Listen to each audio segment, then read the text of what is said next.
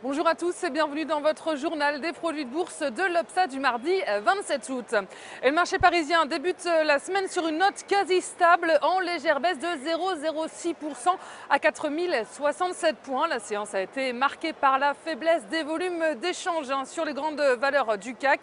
Les transactions ont à peine dépassé le milliard d'échanges, un record qui s'explique par la fermeture des marchés en Angleterre. Et du côté des valeurs, les financières marquent le pas, victimes de prise de bénéfices et fragilisées par la situation politique en Italie. En revanche, plusieurs grands comptes du CAC 40, type Sanofi, Essilor, EADS, L'Oréal, ont clôturé dans le vert. Et puis, si on se tourne vers les États-Unis, c'est du rouge qui s'affiche à Wall Street pour cette première séance de la semaine. Une séance hésitante, avec peu d'actualité à se mettre sous la dent pour les investisseurs hier.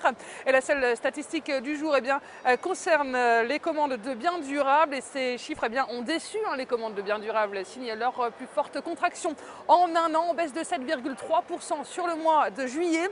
Et la nouvelle a été plutôt bien accueillie dans un premier temps par les investisseurs. Chaque mauvaise donnée économique rend moins probable une diminution des aides de la Fed au mois de septembre prochain.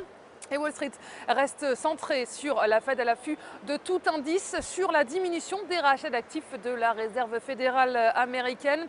Et les investisseurs guettent la prochaine réunion décisive de l'institution mi-septembre, avec toujours cette même question: quand la Fed décidera-t-elle de diminuer son soutien à l'économie des États-Unis, net qui représente aujourd'hui 85 milliards de dollars par mois.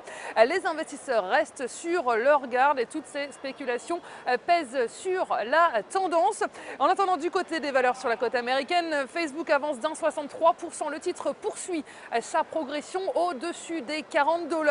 Et toujours du côté technologique, Microsoft, qui avait bondi vendredi suite à l'annonce de la prochaine démission de son patron Steve Ballmer, a effacé ses gains hier à moins 1,08%. Et du côté des devises, l'euro ressort en légère baisse face au dollar à 1,3372 dans un marché focalisé sur les prochaines actions de la Réserve fédérale américaine.